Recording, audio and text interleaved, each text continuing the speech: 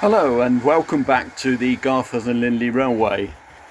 When the previous video was uploaded back in July, we had more or less finished the area around the outside of the double loop and alongside the branch line. From one of the comments we made, I think, was that we'd need a whole load more school children to populate the primary school. We haven't managed to do that yet. But there has been work going on in the area between the branch line and the double loop, and in fact inside the double loop as well, and we'll get to that in a moment. This area I've started on because if you are really observant, you'll spot that there's been a rearrangement of the shops and an introduction of the cinema into the middle of this group. I spent days moving shops backwards and forwards trying to find the balance between what just looked right together, and finally ended up with this arrangement, and have started to introduce some of the stock of Oxford die-cast kits, and in addition to the cars alongside the front of the shops, there's now a car park at below the wall, which will be associated with the main line station, which is, if you remember, called Cake Town, and that's down here. There's works still to be done on that station, obviously, including putting the signs up. So this area is more or less complete outside the railway structure, and the area between the double loop and the viaduct shops was a bit of a complication. I just couldn't understand what to do with it really, so in the end I just placed a whole load of various die-cast lorries and vehicles along there to try and fill the space. This is particularly bare, and I'm still not sure that that's complete. We may need to find some other activity to install in that bit of the layout.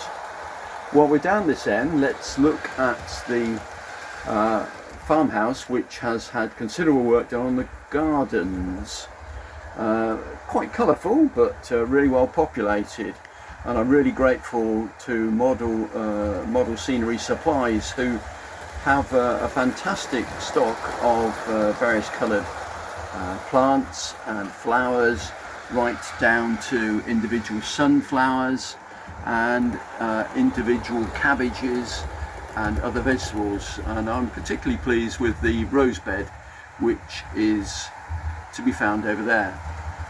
And the more observant of you will notice that there are one or two people beginning to arrive in these areas. There's nothing changed in the herd of pigs, but again, in the last video we talked about introducing chickens here, but when I came to position chickens, they were just too small and too difficult. They kept falling over, you couldn't see them, so I'm afraid they've been replaced by horses, who are a whole lot easier to handle. So as I say, that area is now more or less complete, and we've also managed to start work on the inside of the double loop. I mentioned in the last video that there was to be a cricket pitch, all being well. That has now been built. The structures are in place, seats, but the players have not been put in position yet, because I'm fairly sure I'll keep knocking them over as I work in this area, so that's still to be done. And I thought perhaps it might be a parish church cricket team, and so the parish church has arrived next to the cricket pitch. It's a little bit of a tight fit, but I've managed to get it in there and create a path from the lich gate through to the main door of the church. I've tried to create a fairly overgrown churchyard, where graves have been left to go wild. I'm not sure if it works or not, and I may well find that I have to go revisit that and restructure where I've placed the graves.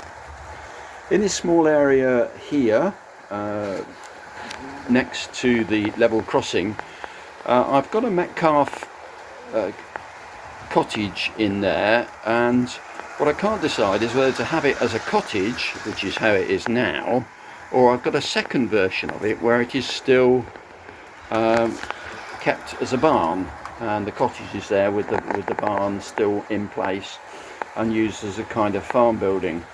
I'm not quite sure which fits best, really.